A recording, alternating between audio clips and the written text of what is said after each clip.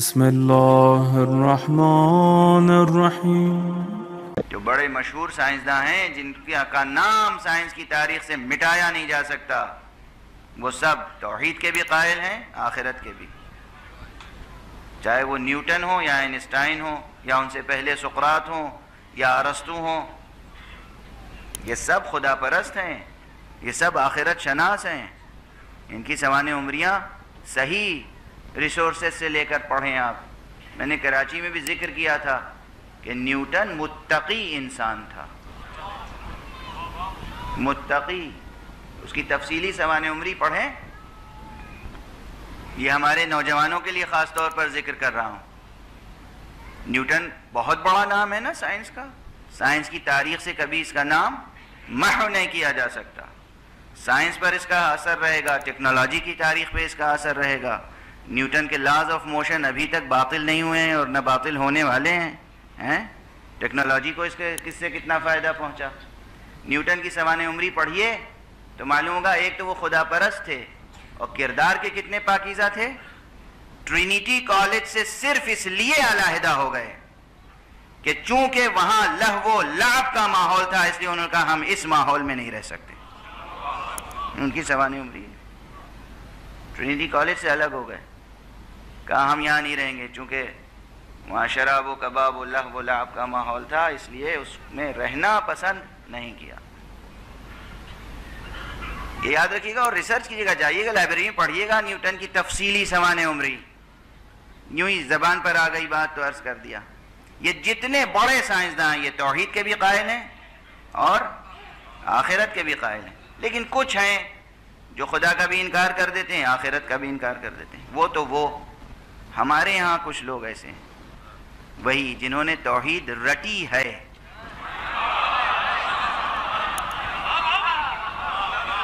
نہ سمجھی نہ برتی، تو نعوذ باللہ، ایک تو ان کے عمل سے ظاہر ہوتا ہے کہ جیسے لگتا ہے آخرت پہ یقین نہیں ہے، ہر طرح کا عمل انجام دیتے ہیں، معاملات میں بد معاملگی، عبادات میں بے پرواہ رہنا، نمازوں کو ضائع کرنا، روزوں سے غفلت برتنا، اور جو بھی عبادتیں ہیں، مالی عبادتیں، خمس نہ دینا، زکوٰۃ ادا نہ کرنا، یہ معمولی گناہ تھوڑی ہیں۔ یہ سب کیوں کرتا ہے انسان؟ اصل میں اس کے پیچھے یہ کہ آخرت پر یقین نہیں ہے۔ کچھ عملاً بے پرواہ ہو جاتے ہیں اور کچھ تو کہہ دیتے ہیں، ارے جناب آخرت کس نے دیکھی ہے، استغفر اللہ ربی واتوب۔ تو جب آخرت پہ یقین ہی نہیں ہوگا تو جنت پہ یقین کہاں ہوگا؟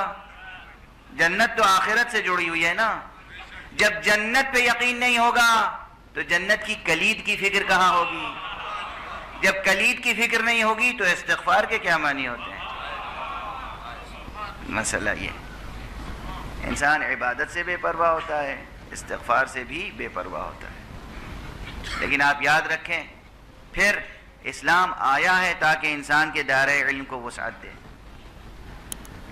اسی لیے آخرت کے مسئلے کے بارے میں خاص طور پر قرآن مجید میں ایک مقام پر ہے، ان الذین لا یؤمنون بالآخرۃ لیسمون الملائکۃ تسمیۃ الانثیٰ وما لهم به من علم ان يتبعون الا الظن ولا يغني وان الظن لا يغني من الحق شيئا فاعرض عمن تولى عن ذكرنا ولم يرد الا الحياة الدنيا ذلك مبلغهم من العلم۔ یہ قرآن مجید کی آیتیں ہیں، سورہ مبارکہ نجم۔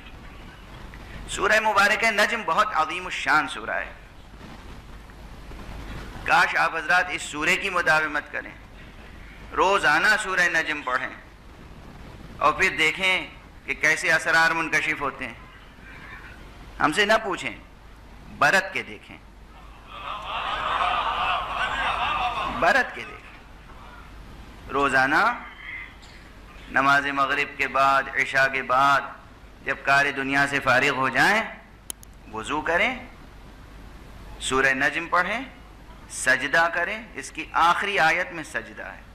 سب سے پہلا سورہ قرآن کا جس میں سجدہ واجب نازل ہوا وہ سورہ نجم ہے. سجدہ کریں اور اس کے بعد سو جائیں.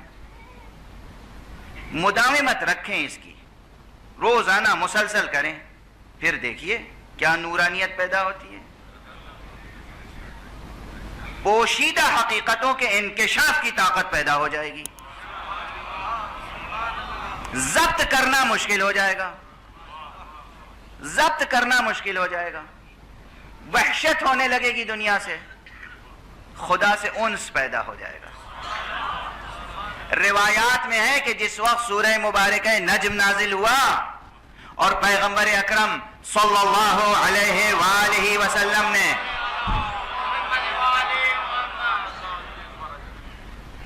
یہ سورہ مبارکہ, وہ سورہ مبارکہ ہے جو سب سے پہلے ملأ عام میں, مجمع عام میں پیغمبر نے اسی سورہ کی تلاوت کی ہے. ورنہ ایک صحابی کو, دو صحابی کو, ایک شاگرد کو, دو شاگرد کو تعلیم کر دیتے تھے. مجمع عام میں, مکے میں, ابتدائی اسلام میں مجمع عام میں آپ نے کبھی کھڑے ہو کر قرآن مجید کا کوئی سورہ سورہ نجم کے نزول سے پہلے نہیں پڑھا. لوگوں کو سناتے رہتے تھے لیکن مجمع عام میں نہیں پڑھا. سب سے پہلے مسجد الحرام میں خانہ کعبہ کی طرف پشت کر کے روح مبارک عوام الناس کی طرف, اس میں مسلمان بھی ہیں, مشرک بھی ہیں, سب ہیں اس مجمع میں. یاد رکھیے گا, اس کی تاثیر بھی ظاہر ہوگی. سب ہے, تاریخ کا بیان ہے.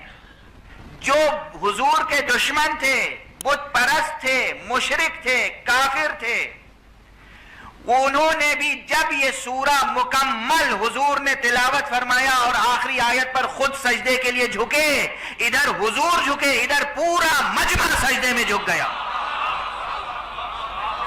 جو مسلمان تھے انہوں نے بھی سجدہ کیا, جو مشرک تھے انہوں نے بھی سجدہ کیا. اور ایک اس میں ایسا ہے کہ جس نے سجدہ نہیں کیا تو پھر وہ جھکا اور اس نے مٹی اٹھائی اور پیشانی سے لگائی, کہا میرے لیے اتنا ہی کافی ہے, مگر خاک اٹھا کر پیشانی سے لگائی. اور یہ واقعہ اتنا بڑا تاریخی واقعہ ہے, کوئی کمزور روایت نہیں ہے, ضعیف روایت نہیں ہے.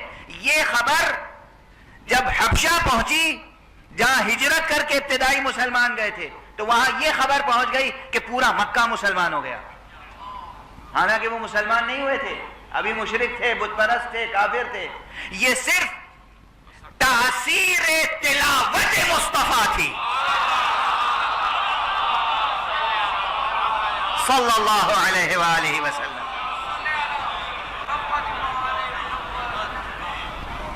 اور تاثیر سورہ مبارکہ, تاثیر خود سورہ مبارکہ نجم, یہ ہے سورہ مبارکہ نجم. مشرک جھک گیا سجدے میں, کافر جھک گیا سجدے میں, حضور نے تلاوت کی اور سب جھک گئے ایک سجدے ہی کے لیے. صحیح, اگر یہ ملت اسلامیہ 1400 برس کے عرصے میں اتباع نبوی میں, لہجہ مصطفوی میں, اسی جذب دروں کے ساتھ مسلسل سورہ نجم پڑھتی رہتی تو آج پوری دنیا سجدہ ریز ہوتی,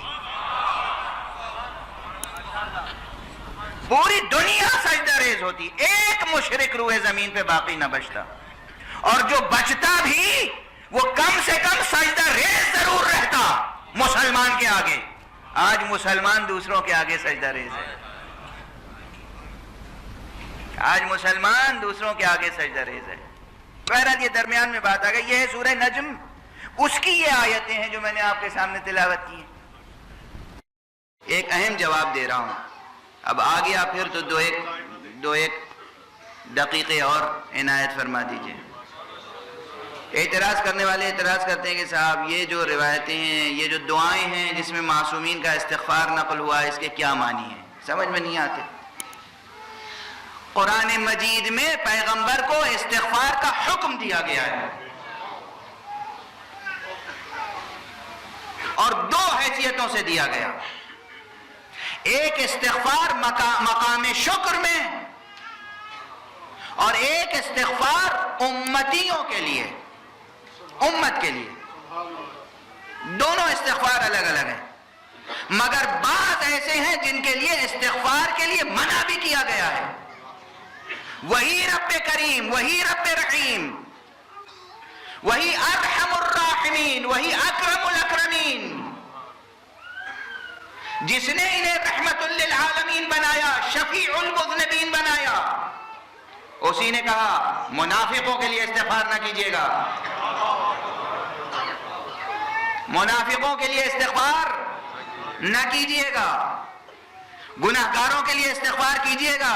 اسی لیے میں نے کراچی کی ایک مجلس میں کہا تھا، شام غریبہ کی مجلس میں آپ سن چکے ہوں گے یہ جملہ، گناہگاروں کے لیے جہنم نہیں ہے، گناہگاروں کے لیے اللہ کی رحمت ہے، عام گناہگاروں کے لیے اللہ کی رحمت ہے اور محمد کی شفاعت ہے. جہنم تو صرف ان ظالموں کے لیے ہے جنہوں نے محمد و آل محمد کی قدر نہ کی، صرف ان ظالموں کے لیے بس. ورنہ استغفار کا حکم اللہ نے دیا ہے، خود کہا مومنوں کے لیے، مسلمانوں کے لیے استغفار کیجئے. آج صرف ایک استغفار کا ذکر کر کے گزر جاؤں گا، وہ بھی تیزی کے ساتھ. اور وہ استغفار کون سا ہے؟ مقام شکر میں سورہ مبارک ہے نصر، تو سب کو یاد ہوگی، چھوٹا سا سورہ ہے. بسم اللہ الرحمن الرحیم. اذا جاء نصر اللہ والفتح ورأيت الناس يدخلون في دين الله أفواجا فسبح بحمد ربك واستغفر. اے حبیب، جب اللہ کی نصرت و مدد آ جائے، جب اللہ کی نصرت و مدد آ جائے، اذا جاء نصر اللہ والفتح وَرَأَيْتَ النَّاسَ يَدْخُلُونَ فِي دِينِ اللَّهِ أَفْوَاجًا، اور جب آپ دیکھیں کہ فوج در فوج، لشکر در لشکر لوگ دین میں داخل ہو رہے ہیں، تو بس پھر آپ اللہ کی تسبیح پڑھیں اس کی حمد کے ساتھ اور استغفار کریں. یہ کیا گناہ ہے جس کے بعد استغفار کیا جائے؟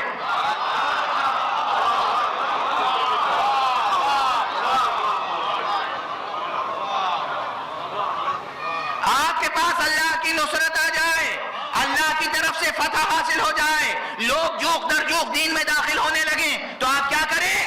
تسبیح کریں حمد کے ساتھ اور استغفار. دو کام سکھائے گئے، تسبیح اور استغفار. کل میں نے تقریر کے شروع میں کہا تھا تسبیح اور استغفار کا رشتہ ہے. خالق کو نقائص سے پاک جاننا تسبیح ہے، خود کو نقائص سے دور رکھنا استغفار. نصرت و فتح کے بعد مقام شکر ہے. دنیا جشن مناتی ہے نصرت و فتح پر. جشن محمد کیا ہے؟ تسبیح و استغفار. تسبیح اور استغفار. جب لوگ آتے ہیں ہمارے پاس، لگاتار آتے ہیں، ہر روز آتے ہیں مسائل مشکلات لے کر، رزق و روزی، اولاد وغیرہ وغیرہ وغیرہ وغیرہ. میں اکثر کہتا ہوں کثرت سے استغفار پڑھیے. تو وہ ایسے مرجھا کے چلے جاتے ہیں کہ جیسے میں نے ان کا کوئی کام کیا ہی نہیں. وہ آئے تو تھے کوئی ذکر لینے، میں نے دیا ہی نہیں. وہ چاہتے ہیں کچھ اور ہی چیز بتا دوں. یہ کچھ اور ہی چیز کی جو آپ تلاش میں ہیں میں بتاؤں، یہ کیجئے تو وہ کچھ اور ہی چیز وہ دے دے گا.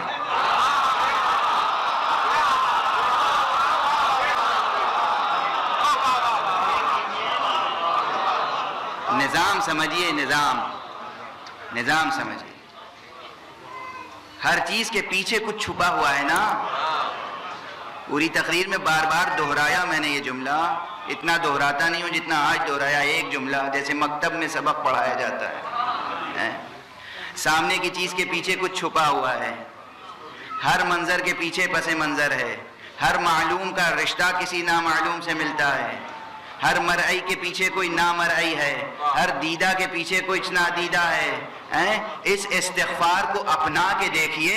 وہ خاص چیز جس کی تلاش ہے وہ خود القاء فرمائے گا، وہ خود عطا فرمائے گا، وہ خود تمامیت و کمالیت کے درجے تک پہنچائے گا.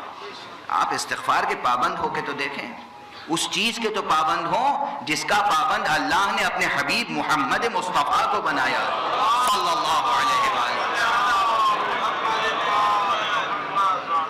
جب سے یہ سورہ نازل ہوا تھا، حضور کثرت سے اٹھتے بیٹھتے 2 جملے کہا کرتے تھے، سبحان اللہ و استغفر اللہ، سبحان اللہ و استغفر اللہ، سبحان اللہ و استغفر اللہ، مسلسل فرماتے تھے.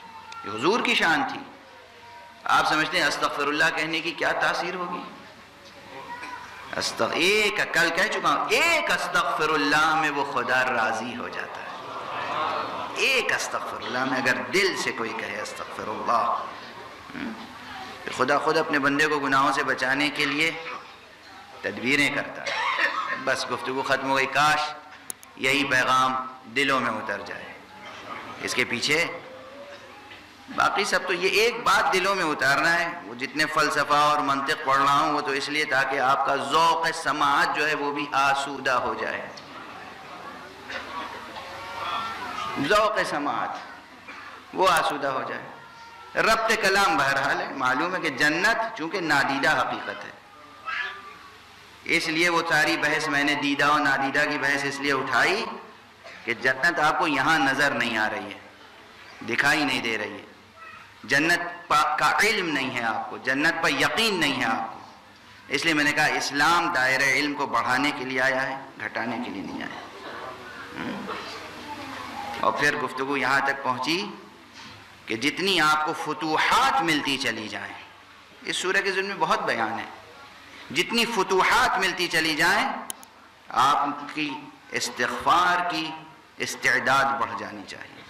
استغفار بڑھ جانا چاہیے، کثرت سے استغفار کریں. جیسے کوئی نعمت الہی ملے جتنی بار کہیں الحمدللہ اتنی بار کہیں استغفر اللہ. بس یہ پیغام یاد رکھیے. اور پھر اس عزاداری کی نعمت کے حصول پر بھی الحمدللہ بھی کہیے، استغفر اللہ بھی. یعنی کیا؟ الحمدللہ کہ ذکر محمد و آل محمد ہمیں نصیب ہے، اور استغفر اللہ اس پر کہ ہم اس کا جو کچھ بھی حق ادا نہ کر پا رہے ہوں اس پر استغفر اللہ.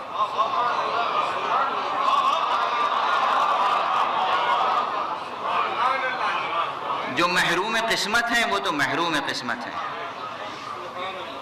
مگر ہمیں ذکر نصیب ہے، اس پر الحمدللہ.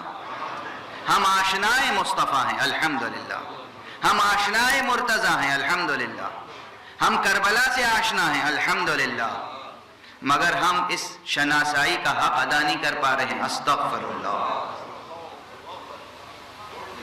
کیا کربلا سے شناسائی کا حق ادا کر پا رہے ہیں؟ ہم جتنا ہمیں گریہ کرنا چاہیے ہم کر پاتے ہیں؟ دنیا ہمارے جس گریے سے گھبرا رہی ہے یہ تو کچھ بھی نہیں ہے. اللہ کے کچھ ویسے مخلوقات ہیں کہ روز عاشورہ سے آج تک ان کی آنکھیں خشک نہیں ہوئی ہیں.